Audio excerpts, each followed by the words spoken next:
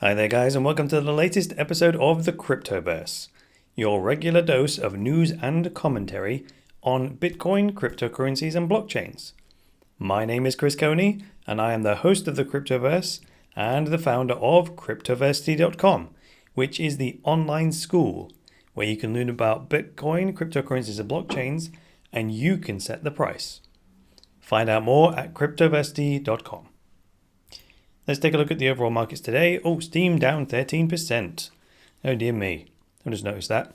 The Dow and Ethereum have popped up another 3%-ish each. Pretty good. Litecoin on zero. Literally dead, no gain or loss in the last 24 hours. Now, the thing about Steam is that they've now started limiting the rate at which new accounts can be created, because they had this enormous growth and then had some issues, security issues and whatnot. And then they started limiting the number of accounts per day. And now they've shut it off completely. And it's now by invitation only. So when you go to steemit.com and try to sign up for an account, it will pop up with a box to put your email address in. And then Steam will let you know when they start opening up places again, which is quite interesting. Someone pointed out on Steemit that this is not a strategy from Steemit's point of view. I think it's a necessity. However, it can be turned into a positive, because the person on Steemit mentioned in their article that this was something that I think Pinterest did intentionally. They throttled the rate at which accounts can be signed up, and you have to either be invited by an existing user or wait to be invited by Pinterest themselves. Now, this works okay as long as you have a sufficiently desirable value proposition. Because if people don't want the thing enough, putting that kind of a barrier in place will just cause them to back away. So I'm wondering whether that 13.5% drop in the value of a Steem token in the last 24 hours has anything to do with that. It might not, because it's not just today or in the last 24 hours that the no account creation limit has been put in place. So I don't really know about that. Dash has jumped 11.7% in the last 24 hours. Now, there's an article on bitcoin.com about a Dash World Tour of some kind, but I haven't chosen to read that one today, so you'll have to bear with me and maybe look into that one yourself on bitcoin.com news. Emma Coin. We talked about this yesterday. Emma Coin has now made it into the top 10 by jumping 50% in the last 24 hours. And an Emma coin is now worth 95 cents. Wow. Well, I did look at their website yesterday, if you remember, and it's not obvious exactly what the difference is, right? I said you need one of those snappy headlines that sum up exactly what it's about. Oh, scenario up 16%. The battle for the top 10 is on, for sure. These are all, well, I say they're all. I know for sure Scenario's got a viable value proposition. I just don't know what Emma Coins is so far. And I mean, I don't want to waste my time trying to work it out. If their marketing material isn't good enough to give me the lowdown, then why should I dig into it? Maybe you could argue that I'm missing out on something significant, but that could always be the case, right? And I can't just spend time digging into every single cryptocurrency just in case, one of them is the next big thing. But what I'll generally do is wait for it to get into the top 20 or the top 10, and then eventually it'll get my attention eventually, and then I'll start reporting on it. But that makes sure that I don't waste time on anything that's just going to be a fly-by-night.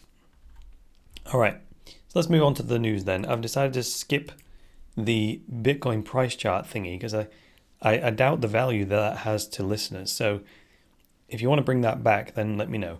But the thing where I talk about the candlestick chart patterns and whatnot, I just don't feel that that's adding a lot of value to the Cryptoverse, and it's taking up time that I could be using to read and comment on the news, which is the main value proposition of the Cryptoverse. So today's the 22nd of July. This article was published yesterday, July the 21st. And the headline reads, Tesla's new master plan will not work with Fiat. Now, the irony in that headline is that Fiat is a manufacturer of automakers, right? And by the same token, Fiat is also a type of currency, which stands against cryptocurrency. So I'm not quite sure which kind of fiat they're talking about. Now, in the article's image, there's a crash test where a Fiat 500 has been crashed into the barrier, with all of the crash dummy signs and whatnot. So I'm guessing that it's Fiat, the manufacturer, unless there's kind of a funny play on words here. So let's see. Elon Musk's new Tesla master plan could be more intertwined with Bitcoin and blockchain technology than previously thought.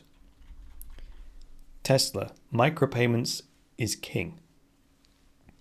In the second of his so-called master plans for the Tesla project, published on Wednesday, Musk details automated car sharing as one of the goals of future mass expansion.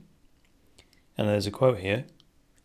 You will also be able to add your car to the Tesla shared fleet and have it generate income for you while you're at work or on vacation, he writes. And then it goes on. This dramatically lowers the cost of ownership to the point where almost anyone could own a Tesla, since most cars are only in use by their owner for 5% to 10% of the day. The fundamental economic utility of a true self-driving car is likely to be several times that of a car which is not. Close quote. Now, this is a good point. I like this. I like this in the sense that what it highlights is that the growth in world economies that we've seen over the last decades, like 30 or 40 years, has been based on consumption. So that's the paradigm. It's like, how do we increase or maintain and then increase consumption? Okay. Now, straight away, you can see that's flawed, because consumption has a limit, right? If we consumed all of the planet's resources, then we are completely screwed. So the mental model where you go, okay, how do we continually increase the levels at which people are consuming, then you can see that we're just going to hit a hard limit of the number of resources on the planet. And that will be reached if we keep increasing the rate of consumption. And it's all done in the name of economic growth. But the trouble is, it's the way it's measured. If you only measure economic growth by profit, then you end up destroying the environment. I'm not just talking about the nature. I'm talking about the environment in which the economy can work. So the environment, i.e. nature, the ecosystem on the planet, that is one of the things that needs to be maintained in order for the economy to continue, because that supports the people, and the people do the work. The people are the marketplace, right? And ultimately, they're the ones that are going to engage in the economic activity that becomes the economic growth, right? But growth, it depends how you're measuring it, right? If it's just profit, then eventually you're going to bear the consequences of failing to balance the growth or measure it in multiple ways. And that's why I'm an advocate of what they call triple bottom line accounting. So the bottom line is profit, net profit, but the triple bottom line is people, planet, and profit. So if you put metrics in place to measure how you are growing people, how you are growing the planet, and how you're growing profit simultaneously and symbiotically, then you've got a sustainable model. So growing well-being of people, I'll just give the game away. Growth in terms of people is growing their well-being. Growth in terms of nature is sustainability, right? So that there's a perpetual cycle of consumption of resources and then the regeneration of resources, and you must not consume beyond the ability to regenerate. And then finally, profit is the return on the capital, okay? And they all must be maintained, otherwise, you're just going to hit a brick wall. Okay, So this is why I like this idea of the car share. So going back to the point, now I've set that up. Given that we've basically consumed to an artificial degree, the amount of consumption that's keeping the economy afloat is way, way in excess of what it needs to be. And it's proven by numbers like this.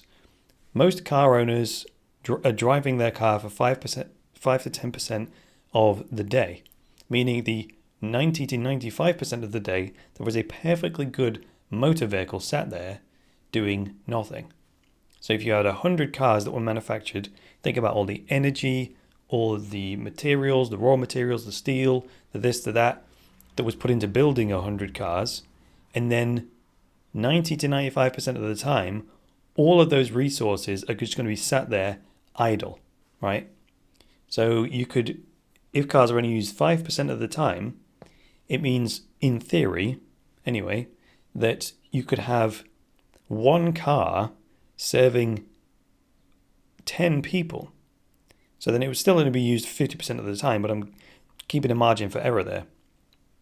So it would mean that you could take 9 cars off the road, increase the utilization of the 10th one, and then you'd have saved all of those resources. You would have dramatically reduced the cost to each individual using that car, because you've only got one lot of resources that have created it. Therefore, you've only got one lot of resources to pay back. So the company, they've got a fixed cost in building a single motor vehicle, and then they can sell the utility, or the person that buys it, the actual owner of the car, if it was a single ownership, they then can recuperate some of the costs of that car by leasing it to or renting it to 9 other people, and still not be any worse off, right? This is the sharing economy. This is Airbnb, right? Anyway, or what's the other one? Uber, right? It's kind of Uber, but with driverless cars. So he added, this is Elon Musk, he adds that the high price point of leasing or renting a Tesla could significantly offset or even potentially exceed by adding, or be exceeded by adding a vehicle to the shared fleet. That's what he's talking about, the shared fleet.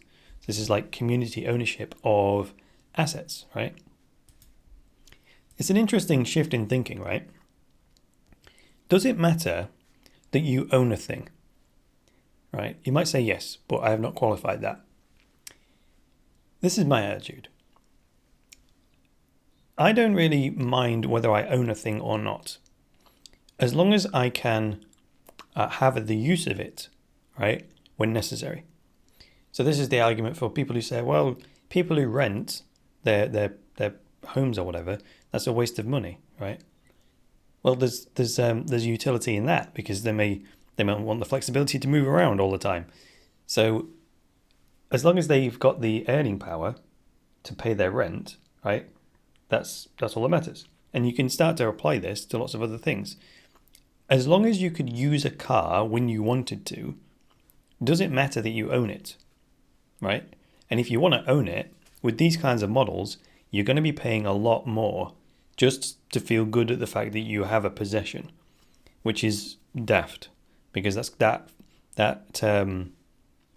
feeling that, yes, I'm proud that I own my car.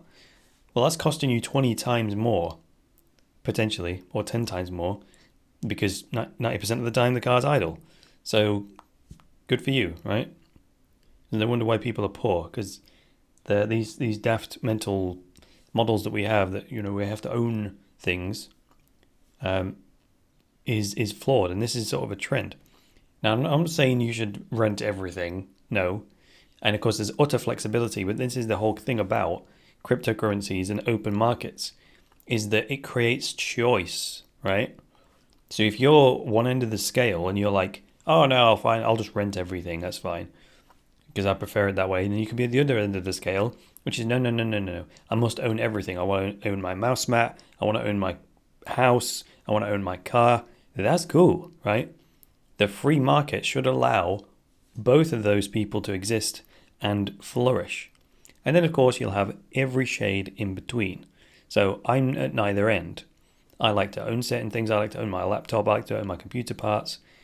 But things like cars, I'd be quite happy to do a shared ownership thing on that, or even just pay for the use of it when I want the use of it. And cars are a good example because they have ongoing costs like insurance, tax, maintenance, and that's the thing about a car that's sat idle for 90% of the time is you're paying for the maintenance or the tax on the car or the insurance, and you're not getting any value out of it 90% of the time. So all of that expense is, so if you worked it out, you think, oh yeah, my car cost me this much per year. Well, it's not true because it's not spread out over the whole year. So if you worked out what it's costing you per mile, if you like, or something like that, or per minute, or per use, yeah, that's what we bear. How much is the car costing you per use? You would be shocked, right? Anyway, moving on. The potential role for Bitcoin for financial aspects and blockchain for practical aspects in vehicle automation has been frequently cited. Now, Bitcoin.com linked to another article there, which is called Driverless Cars Will Require Bitcoin and Blockchain Technology. Self-driving cars would, in reality, make use of a whole ecosystem of tools in order to complete journeys, from safety features to self-parking stations. All these services would necessarily be pay-as-you-go, depending on the route and the requirements of passengers. As such, micropayments such as those afforded by cryptocurrencies could come into their own. That's interesting. What about ride sharing? So I'm not talking about like just me jumping in an automated car and then it taking me somewhere. What if you could carpool as well? That jacks down the cost significantly.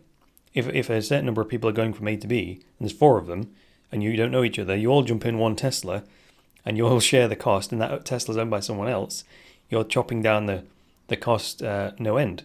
So then, back to the consumption thing, we're only using, we're bringing the point of production and consumption to an even level, and we're removing wastage from the economy, right?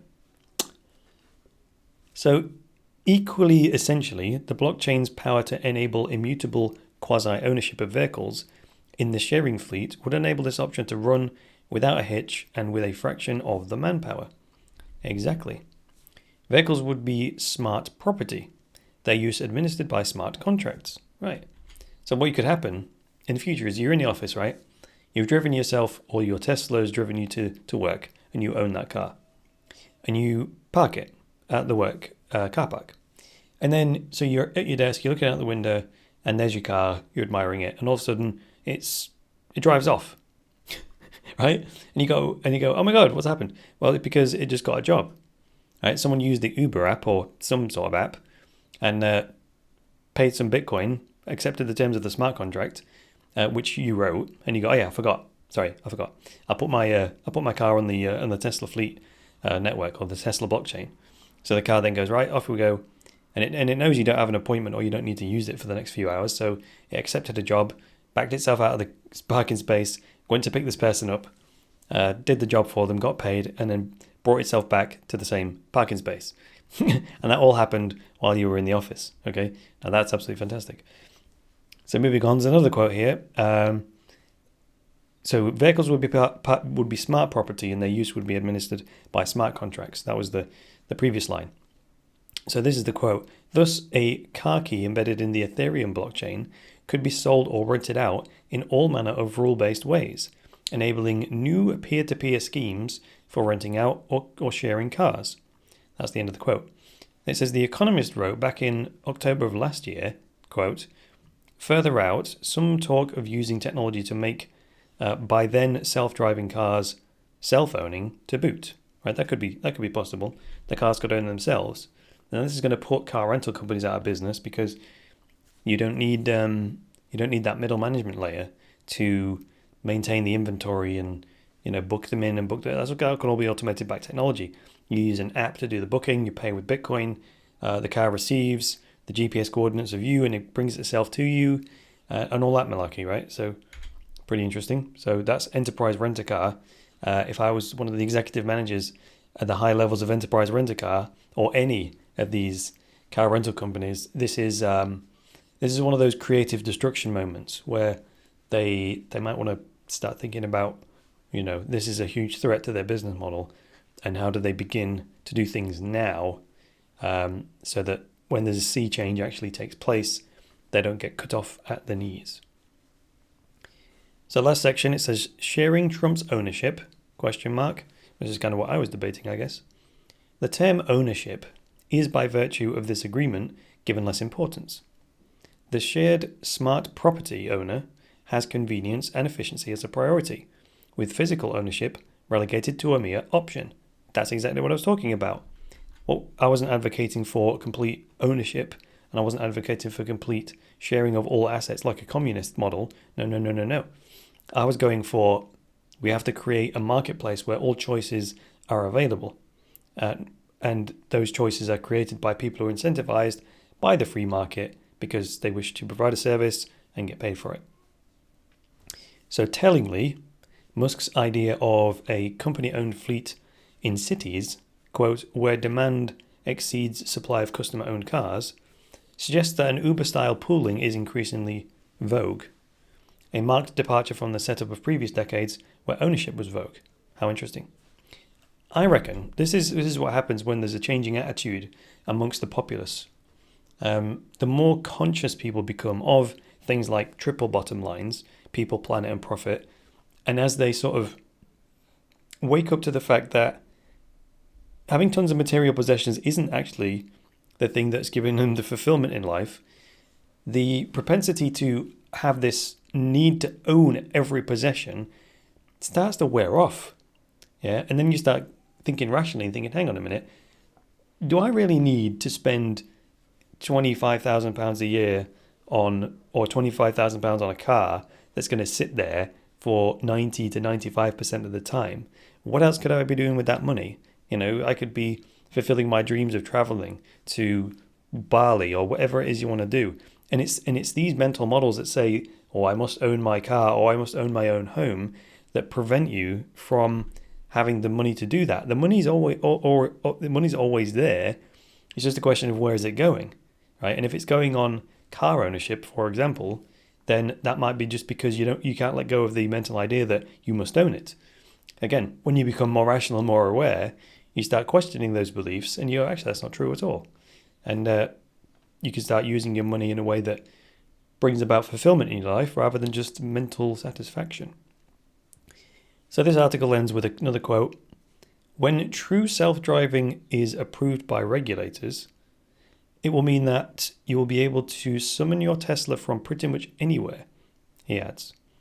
Once it picks you up, you will be able to sleep, read, or do anything en route to your destination. Close quote. What do you think about the potential for Tesla to profit from blockchain? Let us know in the comment section below. I don't really know. What do we think about Tesla profiting from blockchain? Well, to me, the answer to that is obvious. In the free market, if there is a demand for something and someone supplies it, then that's how they profit, right? And if there's a pendulum swing in terms of attitude of the populace towards this idea of greater efficiency with their money, and people are becoming more and more open to the idea of these communal pools, car sharing economy type models, and they see the value in that, freeing up some of their earnings to spend on things that will actually fulfill them, then brilliant. And perhaps it's like you could either save money on these types of things, these shared economy type things. You could save 90-95% of your motoring costs and then use that money for something else. Or once you bring down the cost of living, then you could actually work less if you wanted to, right? Because most people are having to work to maintain, to feed the monster, as I call it. So if you've got an expensive house, an expensive car, and all this sort of stuff, you're actually going to work day to day to feed those possessions, to pay the payments, right? And you look at the car, 95% of the time it sat still. And you're like, why am I busting my ass, going to work and working all hours to pay for that thing that just sits there, right? If you opted into a shared ownership scheme, then you could slash your motoring costs, and then you could maybe reduce the amount that you work, or keep working that much and spend it on something else. You know what I mean? Yes. See? It's all about these new ways of thinking. And finally, the whole world of blockchain and cryptocurrencies enabling these innovative models to be implemented. Yeah. So I look forward to it. More choice, more options in the economy, more freedom for people. Sticking to ethics, morals, and principles, and we'll be all right. So that's going to do it for this edition of the Cryptoverse with your host, Chris Coney. I'd like to thank you for listening today. On the website, cryptoversity.com/podcast, you can subscribe on iTunes, Stitcher, Google Play, or YouTube. You can also check out the Cryptoverse on Steemit if you want to upvote it and support the Cryptoverse. If you'd like to support us with some Bitcoin, on the page cryptoversity.com/podcast, at the very bottom, there's a Bitcoin wallet address for you to send us a little tip. And finally, make sure you check out the main site, cryptoversity.com, which is the online school where you set the price to learn about Bitcoin, cryptocurrencies, and blockchains. That's all for this episode, guys. So it's me, Chris Coney, saying bye for now.